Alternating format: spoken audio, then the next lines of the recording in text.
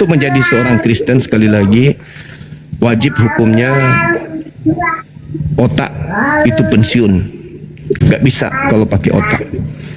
Makanya Kristen itu kenapa jauh dari Bible? Karena Kristen itu orang pintar, Kristen itu orang yang punya akal, kecerdasan, tingkat intelijensi yang tinggi.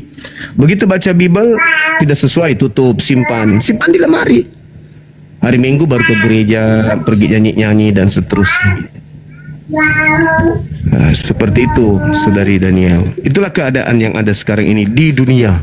Saya nggak tahu kalau di Pluto ya, atau di Mars. Mana tahu Kristennya di sana lebih hebat lagi daripada di dunia ini, di bumi maksudku. Oke, mungkin mau ditanggapi data yang saya sajikan tadi, Matius 12 nomor 43 sampai 45. Ini Bang, saya mau menanggapi tentang 1 Korintus 19 yang Abang bilang tadi. Saya ketawa sih sebenarnya. Iya, silakan. Kalau yang Abang bilang tentang perikop 1 Korintus 19 itu kita tengok sekali lagi ya Bang, kalau kita bicara tentang perikop ini, kita melihat itu judul besarnya itu hikmat Allah dan hikmat manusia. Dan di sini silakan. Ya, di sini diperintahkan. Karena ada tertulis, aku akan membinasakan hikmat orang-orang berhikmat dan kearifan orang-orang bijak akan kulenyapkan. Itu kan maksud Abang. Itu adalah hikmat manusia, Bang. Ya. Di manakah orang yang berhikmat? Di manakah ahli Taurat? Itu yang Abang tentang mungkinnya sampai seterusnya. Di manakah pembantah dari dunia ini? Bukankah Allah telah membuat hikmat di dunia ini menjadi kebodohan? Itulah yang didasarkan dari hikmat manusia. Tapi kalau kita lihat ya, hikmat yang benar itu di 1 Korintus 2 kita lanjutkan di ayat yang ke-14 itu adalah yang paling penting Bang ya. Tetapi manusia duniawi tidak menerima, manusia duniawi berarti kita ya Bang, tidak menerima apa yang berasal dari roh Allah, karena hal itu baginya adalah suatu kebodohan, dan itu sama sebagai orang Islam ya Bang. Dan ia tidak dapat memahaminya sebab hal itu hanya dapat dinilai secara rohani. Tetapi manusia rohani menilai segala sesuatu, tetapi ia sendiri tidak dinilai oleh orang lain. Sebab siapakah yang mengetahui pikiran Tuhan sehingga ia dapat menasihati dia? Tetapi kami memiliki pikiran Kristus. Kami memiliki pikiran Kristus, makanya kami Bang jadi Kristen Bang. Kami mengikuti dia, bukan yang Abang dasarkan, yang Abang bilang tadi Kristus. Yang mana yang kalian pilih? Kami mengikuti Kristus Yesus lah Bang. Oke, baik. Kita buktikan ya, apakah Kristen ini mengikuti Kristus anak Maria. Di dalam Matius 24 nomor 17, 18, Matius 28 maksud saya, ketika makhluk ini keluar dari goa kubur, murid-muridnya ragu dan tidak percaya.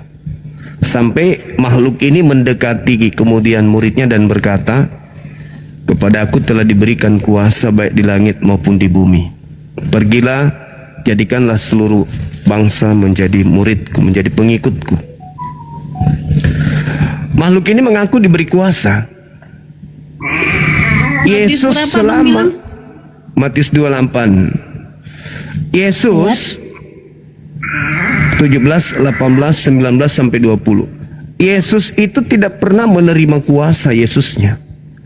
Yesus tidak pernah mengatakan aku telah menerima kuasa. Gak ada itu ucapan Yesus. Gak pernah Yesus ucapkan itu.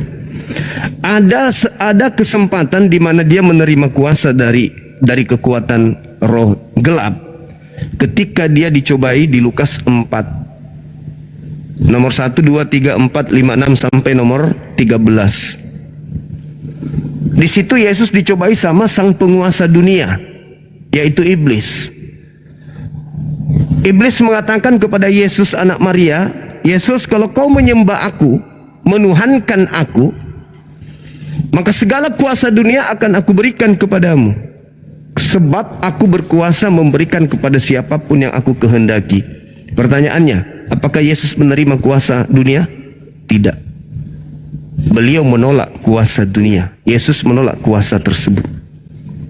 Habis cerita. Di data 13-nya dikatakan iblis mundur dari Yesus dan menunggu waktu yang baik, waktu yang tepat. Artinya iblis ini Iblis ini memantau terus pergerakan-pergerakan Yesus dan pengikut-pengikutnya. Nah, Yesus tidak menerima. Yesus menolak kuasa dunia itu. Sampai pada akhirnya ada orang yang disalibkan, orang yang mati terkutuk, dikutuk oleh Elohim, disalib, mati, dikutuk oleh Elohim. Keluar dari kubur, mengaku, kepadaku telah diberi kuasa. Nah, di sini mulai. Kata Yesus, waspadalah kepada penyesat yang datang kepadamu dengan memakai namaku dan berkata, akulah Kristus, penyesat. Disitulah mulai makhluk ini mengaku-ngaku kemudian Yesus Kristus. Kepadaku telah diberi kuasa, pergilah ke seluruh bangsa, jadikanlah seluruh bangsa menjadi muridku. Di mana endingnya? Supaya kita tahu bahwa yang keluar dari kubur ini bukan Yesus anak Maria. Endingnya di data nomor 20. Dan ajarlah mereka melakukan segala perintah yang telah kuperintahkan kepadamu, dan aku akan menyertaimu sampai akhir zaman. Coba kita lihat agama Kristen untuk membuktikan bahwa apakah itu Yesus asli atau Yesus palsu. Kristen ibadah minggu, ada perintah Yesus anak Maria? Nggak ada. Kristen makan babi, ada perintah Yesus anak Maria? Nggak ada. Kristen tidak bersunat, ada Kristen anak Maria? Nggak ada. Kristen meninggalkan hukum Taurat, ada perintah Yesus? Tidak ada. Kristen ke gereja, ada perintah Yesus? Tidak ada. Kristen menyembah Yesus Kristus, ada perintah Yesus? Tidak ada. Lalu perintah siapa yang dijalankan oleh Kristen ini? Menyembah Yesus, ibadah minggu, makan babi, tidak bersunat. Itu perintah siapa? Perintah makhluk roh yang membisikkan diri-diri Kristen, yang Kristen tutup-tutupi dengan mengatasnamakan Roh Kudus. Itulah dia yang datang kepada Kristen, yang membimbing Kristen menyebut Yesus Tuhan, bernubuat, mengusir setan, bermujizat pakai nama Yesus. Sedangkan Yesus anak Maria tidak pernah mengajarkan murid-muridnya ibadah minggu, menyembah Yesus. Itu tidak pernah Yesus ajarkan. Makan babi, tidak bersunat, tinggalkan hukum Taurat, itu Yesus tidak pernah ajarkan. Lalu Yesus mana yang mengajarkan kemudian Kristen menjadi Kristen? Yesus yang keluar dari kubur, yang bukanlah anak Maria. Itu yang kalian ikuti. Itulah yang kalian ikuti. Makanya Paulus sadar, makanya dia menulis dalam 2 Korintus 11 nomor 4, Paulus sendiri mengakui bahwa ada Yesus lain selain dari Yesus yang dia beritakan. Paulus sadar itu, kalau ada Yesus lain. Dan juga Yesus sadar kalau akan ada Yesus lain. Matius 24 nomor 23, 24, 25, 26. Yesus sadar akan adanya Yesus lain. Paulus sadar kalau adanya Yesus lain. Berarti masing-masing dua tokoh ini mengajarkan bahwa ada dua Yesus. Sekarang Kristen dengan pola keagamaannya menyembah Yesus, makan babi, makan asu, makan ini, makan itu, makan ini, ibadah minggu, menyembah kepada Kristus. Itu ajaran siapa? Ajaran anak Maria? Oh tidak. Makanya nanti di akhir zaman, kalau Kristen ini keturunan Kristen, karena tidak mungkin saudari saya Daniel yang ketemu Yesus, kecuali kalau kiamat besok. Keturunannya saudari, selama dia Kristen, nanti akan ketemu dengan Yesus. Setelah dia ketemu dengan Yesus, ditanya, siapa yang mengajarkan kau menyembah aku? Yang mengajarkan aku, bapakku. Bapaknya bertanya, nenekku. Nenekku menyebut, akhirnya sampai kepada saudari Daniel. Yesus mengatakan, Matius 7 nomor 22, 23, pada hari terakhir nanti banyak orang berseru, 21, 22, 23, banyak orang berseru kepadaku, Tuhan, Tuhan, bukankah kami bernubuat, mengusir setan, bermujizat dengan memakai namamu? Pada hari itulah aku akan berterus terang kepada mereka, enyahlah daripadaku, aku tidak mengenal kalian, kalian semua adalah pembuat kejahatan. Nah, siapa ini yang memanggil Yesus Tuhan, bermujizat, mengusir setan pakai nama Yesus? Kan Kristen, bukan agama lain. Berarti yang diusir Kristen. Pertanyaannya, ketika orang-orang Kristen ini mengusir setan pakai nama Yesus, Yesus yang mana? Karena Yesus yang asli mengatakan, aku tidak mengenal kalian. Berarti ada Yesus lain yang datang ke gereja mengusir setan.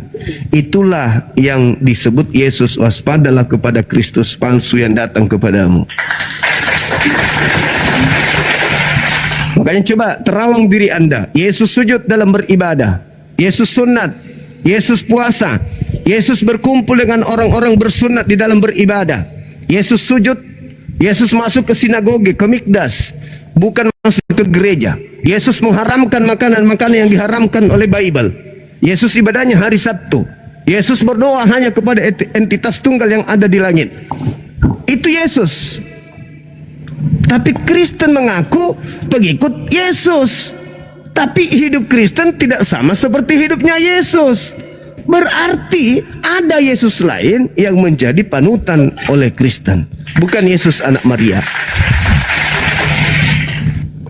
Karena kalau Yesus anak Maria yang diikuti oleh Kristen hari ini, maka di Indonesia ini tidak ada gereja. Kalau itu Yang ada di Indonesia ini adalah sinagoge, bait suci atau bait El. Kenapa kami gini bang? Ya, silakan. Gini bang, kenapa kami sekarang ini tidak sunat dan Yesus itu dulunya sunat? Gini, pada saat zamannya Yesus, ya kan? Itu kan sunat itu kan tujuannya untuk membersihkan diri. Ya kan? Terus? Membersihkan diri. Nah, kenapa kami nggak sunat? Ya karena kami itu sudah bersih dari semua dosa-dosa kami yang dibersihkan oleh Yesus. Nah, itu yang tentang sunat. Dan kalau tentang berpuasa, sama bilang kami tidak berpuasa, bang. Kami berpuasa, kami ada puasanya. Tapi kami tidak puasa seperti yang orang Islam, bang. 40 hari, 30 hari selama sebulan itu pamer. Bukan, kami puasa ya kami puasa seperti difirmankan Tuhan. Kalau kamu berpuasa, janganlah kiranya kamu pamer, tapi minyakilah kepalamu supaya kamu itu tidak nampak sedang berpuasa, dan berdoalah di kamarmu, di bilik kamarmu. Itu kami berpuasa kalau masalah itu. Dan kenapa bang bilang pada saat Yesus itu ibadah itu hari Sabtu, dan kenapa kami itu hari Minggu? Kami mempercayai yang namanya hukum Taurat itu hukum Taurat yang keempat, ya. Ingat dan sucikanlah hari yang dikuduskannya itu, dan yang hari yang dikuduskannya itu adalah hari ketujuh, di mana Allah berhenti bekerja untuk menciptakan semesta alam ini termasuk kita manusia itu di hari ketujuh. Dan kita sekarang mengikuti kalender Masehi yang hari pertamanya itu dimulai dari hari Senin dan jatuhnya itu hari Minggu. Dan untuk orang Yahudi itu dimulai dari hari Minggu, makanya jatuh tepat pada hari ketujuh itu di hari Sabtu. Itulah makanya orang Yahudi beribadah di hari Sabtu. Di sini kenapa hari Minggu? Karena kita udah mengikuti kalender Masehi. Oke, udah. Kita mengikuti kalender Juli yang baru. Itu makanya bang, kalau masalah itu yang abang tanya. Oke. Saudari, Bible Anda sendiri yang mengatakan dalam 1 Yohanes 2 nomor 6, barang siapa yang mengaku pengikut Kristus, Kristus ada di dalam dirinya, maka dia wajib hidup sebagaimana Yesus hidup. Itu bermakna bang, itu bermaksud, ya saya mengerti yang abang bilang. Itu bermaksud di situ ada 1 Yohanes berapa bang bilang tadi? 1 Yohanes 2.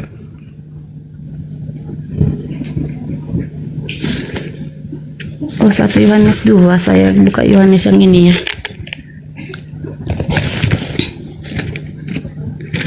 Satu Yohanes 2 ayat 6. Dasar pengetahuan bahwa ada di dalam dia, ia wajib hidup sama seperti Kristus telah hidup. Ya memang benar bang, karena kita ini hidup seperti Yesus, yaitu saling mengasihi antar sesama kita. Bukan begitu maksudnya.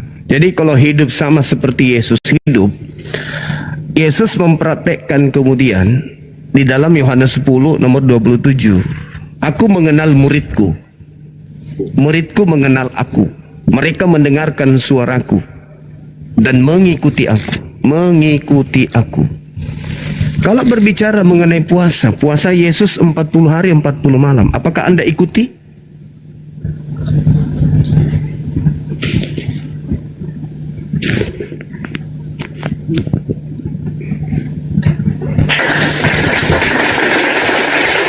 Karena Yesus mengatakan itu. Yohanes 14:12, barang siapa yang mengasihi aku, dia juga akan melakukan pekerjaan yang aku lakukan. Aku puasa 40 hari 40 malam, dan pengikutku wajib berpuasa juga sama seperti aku berpuasa. Matius 9 nomor 14, nomor 13 14. Jadi bagaimana mungkin Anda mengatakan diri Anda itu pengikut Kristus? Kristus melakukan A, kalian melakukan Z. Jadi Kristus yang mana yang kalian ikuti? Kristus yang mana? Kalau Anda mengatakan kami puasa tapi kami tidak pamer, meskipun kalian tidak pamer, kalau Anda puasa sama seperti Yesus puasa, baru hari kedua sudah ketahuan kok kalau kalian puasa. Kenapa? Karena kalian sudah susah ngomong. Di mana Mbak Daniel? Pak, saya nggak bisa masuk kantor, Pak. Udah 2 hari saya tidak makan. Semua orang Kristen akan mengalami hal yang sama. Maka runtuhlah perekonomian. Karena orang Kristen tak ada lagi ke kantor. Kenapa mereka mengikuti puasanya Yesus? Jadi meskipun kalian tidak pamer, akan ketahuan. Coba bayangkan bom kalau sudah 3 hari tidak makan. Nah, dia live, matanya keluar, tergantung-gantung matanya. Saudara-saudara, sahabat-sahabat, ini sekarang kita puasa hari ketiga ya. Aku sudah lupa mana tanggalnya, mana harinya, ini hari apa. Kentut aja susah. Jadi biar tidak dipamer, akan nampak orang Kristen itu, bayangkan 2 miliar. 2 miliar tiba-tiba saja orang di bumi ini tidak makan, tidak minum. Oh, pasti hari ketiga sudah mulai sepi. Hari keempat sudah berdatangan ambulans. Hari kelima sudah mulai pemakaman itu akan ramai. Innalillahi wa inna ilaihi. Bermatian kalian. Tapi karena kalian hanya menggunakan nama Yesus Kristus sebagai aksesoris, dan apa yang menjadi standar kenikmatan hidup beragama kalian mau lakukan, maka ya nyaman dengan menjual nama Yesus, mengaku-ngaku pengikut Yesus, tetapi dalam implementasi rutinitas ritual keagamaan sedikit pun tak ada hubungannya dengan Yesus. Oke lah. Sekarang gini lah Bang, Abang kan Silakan. dari tadi ini kan, sekarang saya boleh nggak mengajukan pertanyaan? Silakan.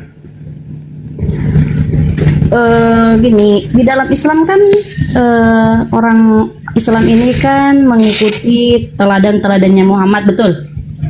Iya. Tapi saya lihat banyak juga pertentangan-pertentangan di Islam ini, Bang. Salah satu contohnya ya, saya mau bertanya gini lah, sebenarnya Islam ini mengajarkan apa sih? Kalau misalnya Islam. gini, kalau kayak kami Kristen kan kasih, damai gitu. Kristen ajarkan kasih. Kalau Islam, Setelah Indonesia Ya, kalau merdeka, Islam- iya. Setelah Indonesia merdeka, Iya, Kristen itulah, kelihatan kasih, iya. Tapi sebelum Indonesia merdeka, beranikah kalian mengatakan Kristen agama kasih? Sebelum Indonesia merdeka, berani? Di Makassar ini, di kota saya ini, Mbak Daniel, ada jalan namanya Jalan Korban 40.000 jiwa. Satu lubang, orang dikubur 40.000 jiwa, pelakunya Kristen. Indonesia merdeka baru Kristen cuci tangan, yang tadinya tangannya berlumuran darah. Jutaan manusia menjadi anak-anak menjadi yatim piatu. Wanita jutaan menjadi janda. Ulahnya siapa? Anak-anak Kristus. Setelah Indonesia merdeka, kalian boleh jualan. Oh, Kristen agama kasih boleh, tapi kami cuma senyum-senyum tersipu. Liatin kalian, pekerjaan anak setan. Coba dulu berani sebelum Indonesia merdeka, berani enggak pendeta mengatakan Kristen agama kasih? Berani enggak? Tiap Oke, hari gini, peluru sekarang gini. meledak, bom meletus di mana-mana. Ulahnya siapa? Anak-anak Kristus. Sekarang gini, Islam itu mengajarkan apa? Islam itu mengajarkan sama yang diajarkan oleh Yesus. Selamat. Yesus itu juru selamat. Islam artinya selamat. Siapa yang masuk Islam otomatis masuk kepada ruang lingkup keselamatan. Yesus juru selamat, bukan? Aku tinggalkan damai sejahtera. Damai sejahtera itu Islam.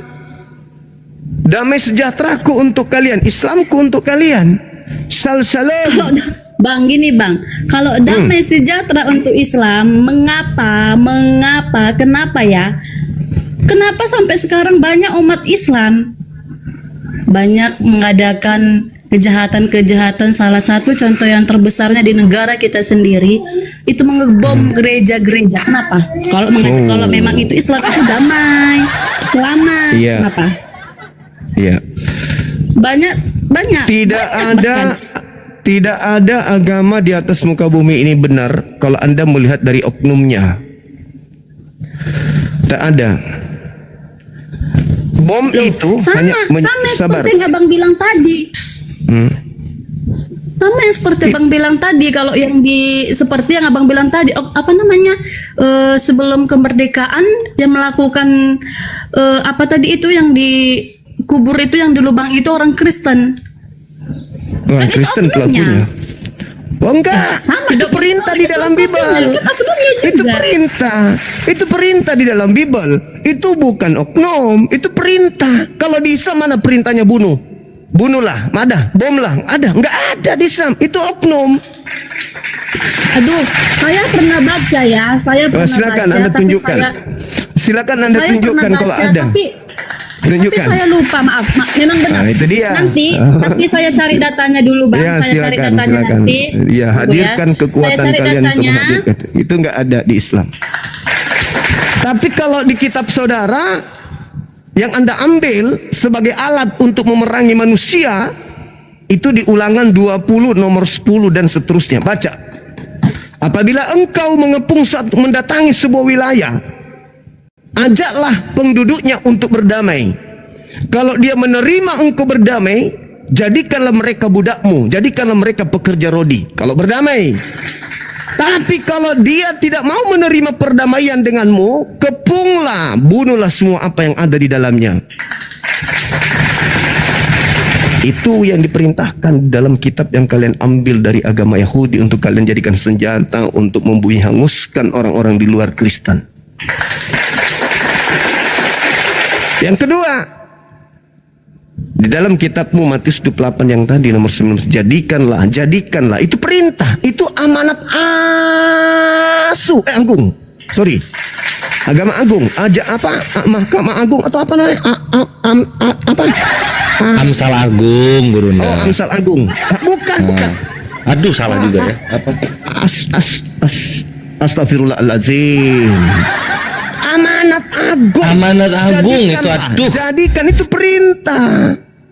Kalau kalian tidak menjadikan kami sebagai pengikut Kristus, kalian tidak menjalankan amanat agung. Siapa yang tidak menjalankan amanat agung, badosa jongana. Itu agama kalian. Jadi kalau Kristen mengajarkan agama kasih, aduh, saya mau muntah. Tidak ada kasih di Kristen itu, nggak ada. Nggak ada kasih di Kristen itu. Kasih yang mana? Bagi-bagi Indomie. Hah? Itu bagian daripada jadikanlah. Apa?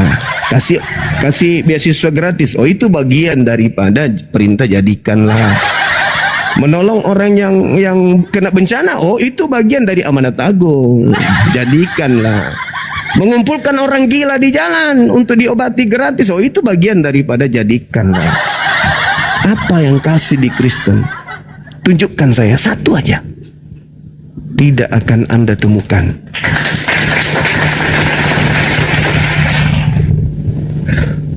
Jadi, Kak Lodi, saudari, gimana yang saya gimana? Lupa ndak atau memang pura-pura ndak ingat? Kristen hadir di Nusantara itu, macet pula lagi. jangan macet. Kristen datang ke Nusantara itu karena melalui penjajahan. Itu aja dulu. Kristen tidak nongol di Nusantara ini kalau tidak ditumpangi oleh penjajah. Bagaimana Portugis, bagaimana Belanda masuk ke Indonesia lewat penjajahan. Indonesia merdeka baru kalian cuci tangan. Kami ajaran kasih loh. Hah? Kristen ajaran kasih dari mana ke mana? Gak ada itu, Mbak. Jadi kembali aja ke tema bahwa Kristen ini adalah pengikut Kristus dan kami juga diajak untuk menjadi pengikut Kristus. Tapi sebelum kami masuk menjadi pengikut Kristus, terangkan dulu kepada kami siapa yang mengajarkan, Kristus mana yang mengajarkan menyembah dirinya. Itu dulu. Kristus Yesus, Bang. Di mana Yesus anak Maria mengajarkan menyembah dirinya? Ada. Bukan menyembah. Ikut, Lalu? mengikuti. Kalau ikut berarti menyembah Elohim. Bukan menyembah Kristus. Karena Elohim, saudara, kutumpuk semua gelar Elohim, tidak ada gelarnya Kristus. Tidak ada. Dan orang-orang Yahudi penyembah Elohim tidak disebut pengikut Elohim. Kalian aja yang mengatakan pengikut tapi penyembah. Itu trik. Itu trik. Seakan-akan pengikut tetapi pentuhan. Kalian itu pentuhan Kristus, bukan pengikut. Begitu, saudari. Ya, memang kebenaran itu pahit, tapi ya mau tak mau harus kita sampaikan agar saudari ini bisa sedikit belajar tentang agama Kristen. Agama Kristen itu tidak ada hubungannya dengan kitabnya Yahudi. Sama sekali nggak ada hubungannya. Tapi lagi-lagi dipakai untuk menggenapi nubuatan Yakub di dalam Kejadian 49 nomor 27. Yakub memanggil anaknya Benyamin. Benyamin, sini. Aku mau meramalkan, aku mau menceritakan seperti apa kelakuanmu kelak, keturunanmu kelak. Laku keturunanmu itu nanti seperti serigala, merampas jarahan, habis itu membagikan hasil jarahan. Kejadian 49 nomor 27. Paulus di dalam Filipi 3 nomor 5 dia mengaku, aku adalah keturunan Benyamin. Keturunan Benyamin tadi Yakub ramalkan sebagai apa? Serigala. Yesus berkata dalam Matius 7:15, waspadalah kepada serigala yang nyamar domba, waspadalah kepada Paulus yang nyamar rasul. Dia merampas hukum Taurat lalu membagikan kepada yang bukan pemiliknya. Bukti di mana dia merampas Taurat lalu membagikan kepada yang bukan pemiliknya. Galatia 3 nomor 13. Kristus telah menembus kita. Siapa kita ini? Non-Yahudi. Kristus telah menembus kita dari hukum apa? Hukum Taurat. Sejak kapan hukum Taurat ini berlaku untuk non-Yahudi? Itu bukti. Dia mencuri, dia merampas. Kristus telah menebus kita dari kutuk hukum Taurat dengan jalan menjadi kutuk karena kita, sebab ada tertulis, terkutuklah orang yang mati di atas tiang salib. Pertanyaannya, sejak kapan orang Roma itu diikat oleh hukum Taurat? Tidak pernah.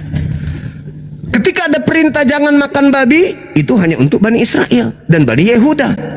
Orang Roma mau makan sama babi, mau makan babi, mau tidur sama babi atau apapun apa, tidak ada perintah kepada mereka. Tapi kenapa Yesus harus mati untuk mereka?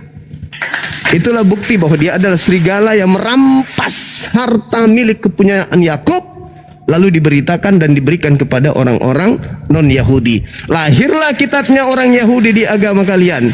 Itulah yang saya sering katakan, kitab Kristen itu adalah kitab Spanyol, kitab separuh nyolong dari agama Yahudi. Kenapa bisa? Karena antara Kristen dan Yahudi ada serigala yang menghubungkan. Siapa? Paulus. Dia yang mengambil kitabnya orang lalu membagikan kepada Kristen yang bukan Yahudi. Itu untuk menggenapi Kejadian 49 nomor 27. Ingat, Kejadian 49 itu Itu adalah nubuatan Yakub kepada ke-12 muridnya, anaknya. Paulus orang mana? Orang Ibrani. Dari keturunan mana? Benyamin. Yesus mengatakan di dalam Matius 23 nomor 15, celakalah engkau wahai ahli Taurat, celakalah engkau wahai orang Farisi. Paulus mengaku ahli Taurat, Paulus mengaku orang Farisi. Celakalah engkau wahai orang munafik. Paulus di dalam 1 Korintus berapa itu? 1 Korintus 9. Iya benar Dinda. Nomor 20-21. Yang apa Gurunda? Dia mengaku kepada orang Yahudi, dia mengaku Yahudi. Kepada penganut Taurat, dia mengaku penganut Taurat. Kepada orang Roma, dia mengaku Roma. Kepada orang Yunani. Itu munafik namanya. Itu namanya nyamar seperti domba. Gitu loh. Celakalah engkau wahai ahli Taurat, celakalah engkau wahai orang Farisi, celakalah engkau orang munafik. Engkau menjelajahi daratan, menyeberangi lautan, mentobatkan orang menjadi pengikut agamamu, dan setelah kau jadikan dia sebagai pengikutmu, kau jadikan dia menjadi orang neraka dan 2 kali lebih jahat daripada engkau sendiri. Siapa orang Farisi? Siapa ahli Taurat? Siapa orang munafik? Siapa serigala yang menyeberangi lautan, meninggalkan Yerusalem, menjelajahi daratan sampai ke Roma, sampai ke Kiliki, selain Paulus? Ada? Deara? Tidak ada. Cuman Paulus yang menjadikan orang yang masuk menjadi pengikutnya menjadi orang neraka. Itu dalil. Maka Kristen ini berbeda dengan Yahudi. Yesus mengajarkan muridnya untuk menjadi seorang Yahudi yang taat. Tapi Kristus yang ada di padang gurun mengajarkan pengikutnya menyembah dirinya, menuhankan dirinya. Ingat, selain Tuhan yang minta disembah hanya Kristus, yaitu makhluk yang datang ke padang gurun, yang datang kepada Paulus. Kalianlah pengikutnya, kalianlah penyembah Kristus itu. Makanya nanti kalau ketemu dengan Yesus yang asli, apa kata Yesus asli? Enyahlah daripadaku wahai Daniel, aku tidak mengenal engkau. Engkau adalah pembuat kejahatan. Matius 7 nomor 15 sampai nomor 23. Bang Suma ketemu Yesus, salaman, cipika-cipiki kami, ngopi bareng. Kenapa? Karena Yesus mengatakan apa dalam Yohanes 17 nomor 3, hidup kekal itu Bang Suma adalah Bang Suma mengenal aku sebagai utusan Tuhan. Mengenal sebagai utusan Tuhan. Tapi kalau Kristen ada embel-embelnya, mengenal Yesus utusan Tuhan yang adalah Tuhan itu sendiri. Wah, parah kali, diusir ya, disepak lah kalian. Padahal pola kehidupan kalian itu mantap kali. Bermujizat, mengusir setan, bernubuat, mantap kali kalian itu sebenarnya. Kayak Andi Simon, Rusuli Kubis, enak kali sebenarnya kalian itu hidup. Sayangnya kalian bermujizat pakai makhluk padang gurun. Dia mengaku-ngaku atas nama Yesus, dalam nama Yesus sembuh dan seterusnya. Tapi Yesus mengatakan, aku tidak mengenal kalian, aku tidak mengenal kalian, aku tidak mengenal kalian. Bagaimana itu? Orang Kristen sendiri tidak dikenal sama Yesus asli. Berarti kalian selama ini berkhotbah, bermujizat, ngobati orang, tumpang tangan pada orang sakit, sembuh. Berarti itu iblis dong, bukan Yesus berarti. Dan memang Yesus mengatakan, waspadalah kepada penyesat yang datang kepadamu, yang memakai namaku dan berkata akulah Kristus, mereka akan menyesatkan banyak orang. Mana orang banyak yang disesatkan oleh Kristus ini? Mana? Pendeta semalam, pendeta Rudi hanya mengatakan perspektif. Itu aja. Tapi mana orang banyak yang disesatkan oleh Kristus palsu? Mana? Tentu kalau ada Kristus palsu, pengikutnya disebut Kris apa? Krismon, nggak mungkin. Nggak mungkin. Iya, kalau Krismon itu berarti krisis moneter palsu. Ini Kristus palsu, berarti pengikutnya disebut Kristen. Ayo, ini berdasarkan dalil, bukan perspektif, tapi dalil. Waspadalah agar kamu jangan disesatkan, sebab banyak orang akan datang memakai namaku. Siapa yang memakai nama Yesus? Itu dan si berkata, Paul itu. akulah Kristus. Siapa di luar Yahudi yang mengatakan Yesus itu Kristus? Islam atau Kristen? Itu Kristen. Kristen. Orang-orang itu mereka akan menyesatkan banyak orang. Nah, siapa yang menyesatkan banyak orang ini? Yang membawa nama Kristus. Islam atau Kristen? Kalau Islam jelas. Kristen lagi. Islam membawa nama Nabi yang mulia, baginda Rasul Muhammad sallallahu alaihi wasallam. Kalau Kristen, Pak, ini Kristen, Advent, Protestan, apalagi saksi Oneness, Katolik, semua membawa-bawa nama Yesus Kristus. Dan semakin hari semakin dia merebak ke bumi, semakin banyak orang yang disesatkan. Kalau bukan Kristen, izinkan saya tahu siapa orang banyak yang membawa-bawa nama Kristus selain Kristen? Adakah? orang ono. Itu data di Bible.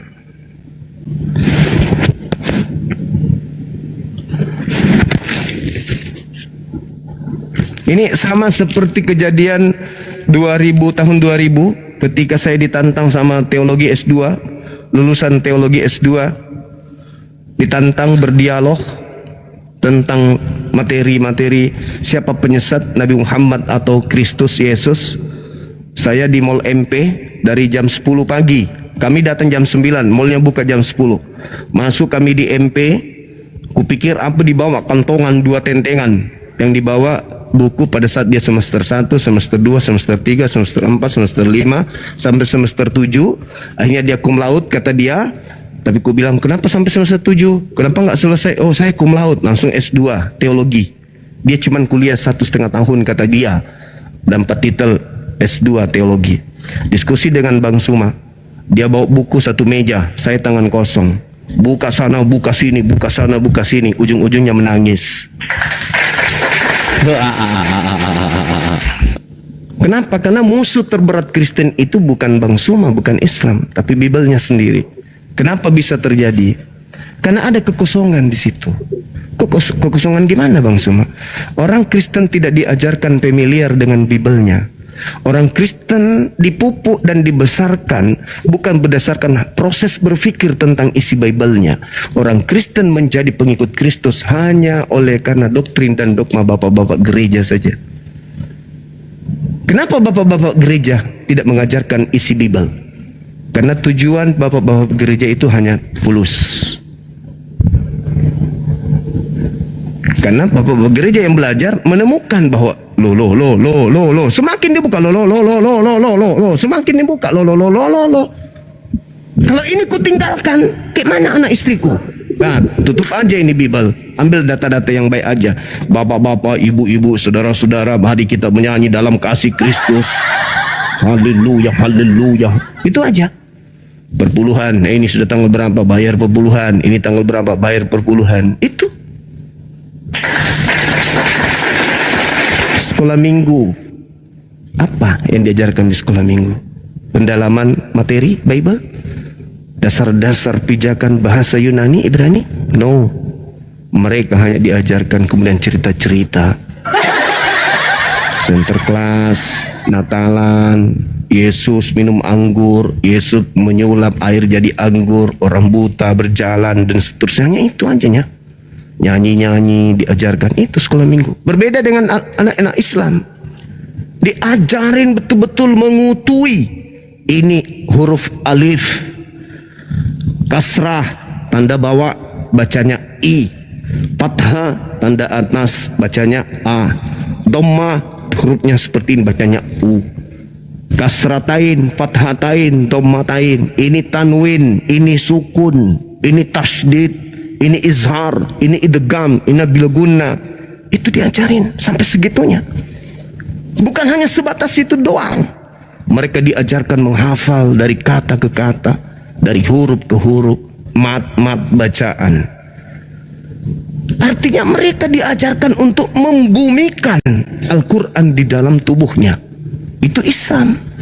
Kenapa demikian? Karena percaya diri terhadap kitabnya. Maka cinta yang lahir adalah cinta terhadap Al-Quran, dan Al-Quran cinta kepada umatnya. Itulah yang dikatakan inna nahnu nazzalna zikra wa inna lahu lahafizun. Aku yang menjaga, aku yang mewahyukan, aku yang menjaga. Maka Al-Quran dititipkan pada batin-batin setiap manusia Islam yang suci. Kalau Bible, tapi banyak kok, walaupun demikian tentang Quran yang harus dipelajari orang Islam, kan banyak orang Islam yang hanya diajarkan untuk mengenal hurufnya saja, tapi tidak mengenal artinya, tidak tahu artinya, apa artinya yang dibacanya itu. Banyak loh orang Islam yang tahu baca Al-Quran, ya benar abang bilang, diajarkan ininya kan, cara bacanya apa segala macam, tapi artinya mereka banyak yang tidak tahu loh. paling Bagaimana itu? tidak mereka sudah masuk ke dalam kendaraan menuju surga. Kenapa? Loh, bagaimana caranya Dengar. dia membaca tapi tidak tahu Membaca artinya? Quran itu, membaca bagaimana Quran pula itu? Membaca Quran itu mendapatkan pahala. Satu huruf mendapatkan pahala, dua huruf mendapatkan pahala, dan seterusnya. Masa Kenapa? gini loh bang, gini loh bang. Kalau abang bilang Iya. cuma mendapatkan baca satu huruf itu mendapatkan pahala, apa cukup untuk membaca doang? Tidak cukup hanya membaca. Aneh. Masa cuma Tidak membaca? cukup hanya membaca. Loh, tapi tadi kata abang, Tapi sudah dapat pahala. tapi tadi kata abang Mereka sudah satu membaca. huruf saja sudah dapat pahala. Oke. Orang Islam bisa membaca Bagaimana? original Konteks. teks. Sabar. Orang Islam bisa membaca original teks kitabnya. Orang Kristen bisa nggak? Memang tidak bisa kami membaca original teks kami, karena itulah keunikan kami. Karena apa? Itu Kami keunikan. tidak diajarkan untuk Itu membaca. keunikan. Bukan. Itu Ya keunikan. memang, itu kejujuran Tidak bisa kami. membaca Karena satu kitab gini, Bang. sendiri, itu keunikan. Itu bukan Gini, Bang. ketertinggalan. Gini. Itu bukan ketertinggalan. Itu kelebihan. Gini loh, Bang. Tidak bisa membaca panduan hidup kayak gini nah. Ini panduan hidup kita dalam beragama. Tidak bisa kita baca, itu adalah sebuah kelebihan.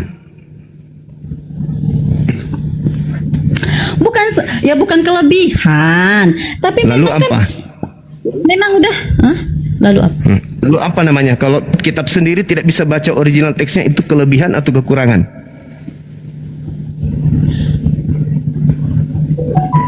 Kelebihan atau kekurangan? Bukan kelebihan dan bukan kekurangan sih, Bang. Memang kami nggak diajarkan untuk mengenal teks aslinya. Bagaimana ceritanya Anda tahu Loh, itu betul ini kalau sekarang Anda saya tidak tahu tanya. original teksnya? Saya tanya dulu. Enggak gini, Pak. Bagaimana Anda bisa tahu? Memang Al-Quran itu Bagaimana Anda bisa tahu kalau Anda artinya itu sudah benar kalau Anda tidak tahu original teksnya?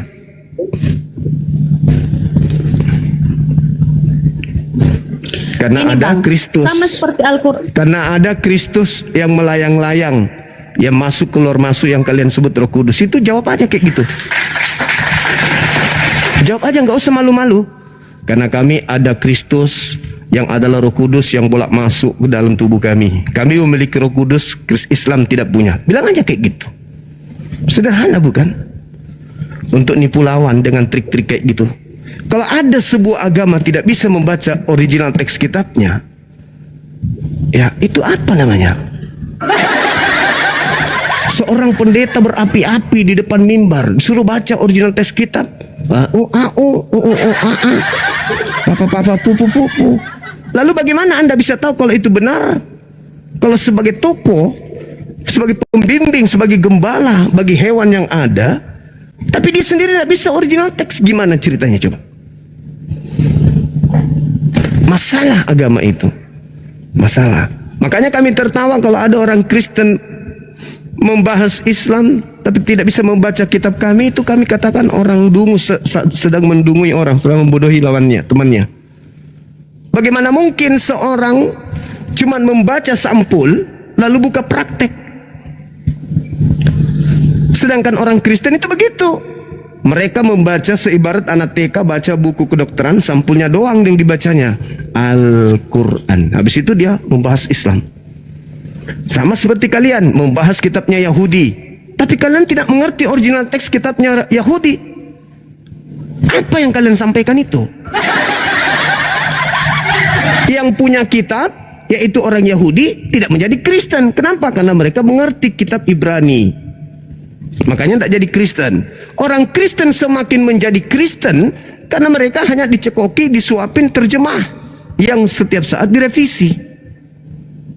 Maka jadilah Kristen. Seperti itu, Mbak. Jadi umat Islam itu satu, rendah serendah-rendahnya umat Islam, mereka bisa baca Quran. Dan setelah mereka bisa baca Quran, mereka bisa baca terjemahan. Itu kelebihannya umat Islam. Orang Kristen bisa baca terjemahan, bisa nggak baca original teks? Nehi nehi merica ketum berjahe. Nggak bisa orang Kristen itu. Contoh betapa mudahnya orang Kristen itu dibodohi. Contoh nih sederhana. Betapa mudahnya orang Kristen itu dikibulin oleh kitabnya sendiri. Nih semua yang ada 5.000 yang nonton di sini. Anda buka Bible sekarang atau Anda buka Google sekarang, Alkitab Sabda, buka di Kisah Para Rasul 9 nomor 22. Buka. Betapa mudahnya orang-orang Kristen 2000 tahun dibodoh-bodohi sama kitabnya sendiri. Kenapa? Karena tidak mengerti original teks kitab sendiri kayak mana. Coba buka sekarang Kisah Para Rasul 9:22. Adinda Pera Ista bisa? Bisa Gurunda. Nah, coba Alkitab Sabda dibuka. Betapa konyolnya agama ini. Konyol sekonyol-konyolnya. KPS 922 ya Gurunda. Siap. Di Alkitab Sabda supaya kita lihat original teksnya. Luntur. Inilah kelemahan kalian. Tapi kalau di Islam kasih terjemahan. Orang yang tidak ngerti terjemahan dikasih terjemahan. Alhamdulillahi Rabbil Alamin. Orang yang tidak ngerti original teks, tidak ngerti paham, kasih terjemahan. Ketika dia ada terjemahan situ keliru, melenceng dari akidahnya, pasti mereka mengatakan, saya tidak mengerti bahasa Arab, saya tidak bisa baca kemudian mengerti huruf per huruf, tapi saya rasa ini keliru. Panggil ustadz saya, pasti salah. Begitu dipanggil, betul, salah. Tapi kalau orang Kristen yang kayak gini-gini, justru umat Islam yang ngajarin. Coba. Nih teman-teman sekalian yang punya rezeki berlimpah, tolong bantu Dinda Kores ya. Beliau alat-alatnya kemarin itu kena banjir ya, sehingga gini dia, YouTube-nya juga tidak aktif karena laptopnya juga lagi gangguan. Nah, coba dilihat silakan. Nah, tuh. Nah, coba kata Yesus, Dinda, kata Yesus. Ya, Nah, Saulus makin besar pengaruhnya dan ia membingungkan orang Yahudi yang tinggal di Damaskus karena ia membuktikan bahwa Yesus. Nah, ini ada kata Yesus Gurunda ya. Ada kata Yesus adalah Mesias. Nah, Ketik Yesus adalah Mesias. Ya, coba Yesus. Ada nggak Yesus? Nah, ternyata Yesus? di sini Houtos Gurunda, bukan Yesus dalam bahasa Yunani. Wah, Gurunda ini udah cocok jadi guru Yunani. Coba lihat. Ini kalian dibodohi kan sama kitab kalian. Mana ada kata Yesus di situ? Tapi Lembaga Penyesat Indonesia menyelipkan nama Yesus di situ. Nah, kalau tidak ada kata Yesusnya, maka yang Mesias di situ adalah siapa? Siapa yang Mesias? Ya yang ngomong inilah Gurunda. Iya, Paulus. Ini, iya. Coba.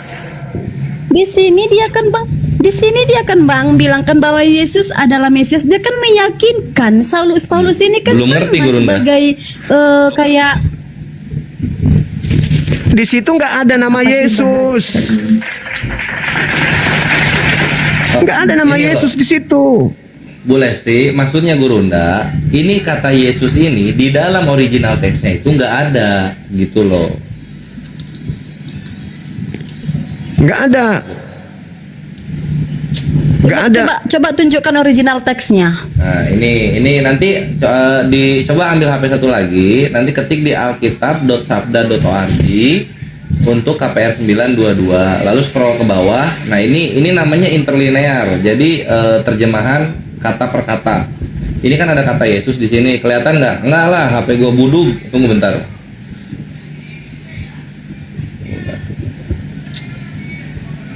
Woi. Nah, di sini ada kata Yesus nih. Tunggu dulu. Jazakallahu khairan, Raffi. Bang Mantap. Kocat, barakallah. Tunggu ya. Ya, beliau punya HP ini tebal banget. buram. Teman-teman dibantu beliau, adik kita ini belikan laptop. Pasti banyak saudagar muslim lah. Iya Ikhwan, mantap. Syukran Gunda udah dipromosiin. Ya, Tunggu. langsung DM aja ke Dinda Kores ya.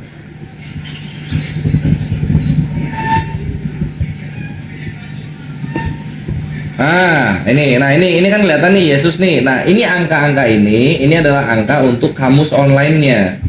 Nah, kalau kita buka kamus online-nya ini, Bu Lesti, kita buka ya. Kita tap nih bawahnya nih, karena ini hyperlink. Kita buka gini, cut. Nah, kan keluar tuh. Nah, ternyata yang harusnya Yesus itu dalam Yunaninya Ieusos, ini malah Houtos gitu loh. Apaan itu Houtos? Houtos adalah bentuk feminin, singular gitu. Atau kata ganti tunggal feminin. Lah Yesus aja cowok, ini kata gantinya cewek. Apalah itu maksudnya gitu. Itu salah satu bukti hancur kalian Kristen ini oleh kitab kalian sendiri gitu. Jadi semakin jauh sudahlah terjemahan, bukan kitabnya Yesus. Semakin jauh. Masya Allah. Silakan sahabat-sahabat sekalian ya, sekalian dibantu adik kita Dinda Kores. Mana tahu beliau bisa beli perangkat untuk live lagi.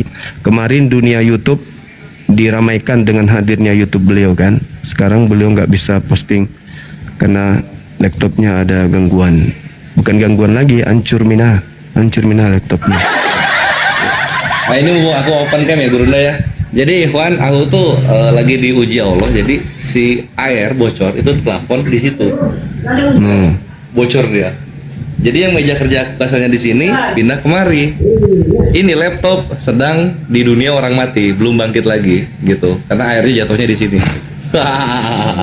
Gitu. Nah, silakan Bu Lesti kalau ada yang mau ditanggapi dari ilmu baru yang kita sajikan. Iya, jadi teman-teman enggak, sekalian Bang. Gini, bisa DM minta nomor rekening ke Kores langsung ya. Bukannya DM aja, bukannya apa-apa. karena apa gitu ya. Mau turun soalnya maklum ibu rumah tangga mau ngambil hujan.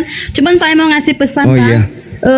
Silakan. Ngambil Abang coba pahami apa namanya ini Matius ini ya Bang, Abang baca dan Abang pahami, dan dengan iman abangnya yang iman abang kan Islam.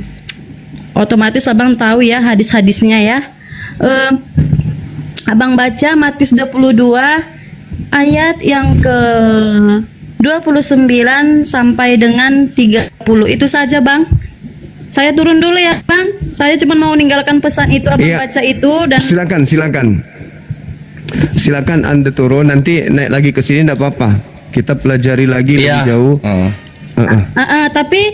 Tapi itu pesan saya Matius 22 itu mau saya tanyakan tadi, selain apa sih yang diajarkan Islam itu. Selain itu saya juga mau tanya tentang yang kami imani yang bertentangan dengan Islam itu Matius 22 ayat 29 sampai 30 Ini itu. Makasih ya. mau Bang. dijawab Saya naik sekarang lagi. atau gitu ya wes, siap. Oke. Selamat berumah Iya. tangga Bu Lesti. Baik. Satu hal yang perlu dipahami ya teman-teman, yang dipertanyakan ini tentang adanya oknum yang tidak mengerti tentang kitab suci. Yesus yang menyebutkan itu di Matius 22 nomor berapa tadi? 29 sampai 30. Itu ucapan Yesus tentang kitab suci. Kitab suci yang dimaksud itu adalah kitabnya Yahudi, kitab Tanakh. Bukan Roma, Galatia, Filipi, Lukas, Markus, Matius, Yohanes, Kisah Para Rasul, bukan. Yesus tidak mengenal kitab suci mereka, kitab yang mereka anggap suci ini. Yesus hanya mengenal kitab Tanakh. Maka Matius 22 nomor 29 nomor 30 itu sindiran untuk Kristen. Itu justru tamparan untuk Kristen, itu tamparan keras. Karena mereka tidak mengerti kitabnya Yahudi, kitab sucinya orang Yahudi, kitab sucinya Yesus. Tapi mereka selalu saja itu nubuatan.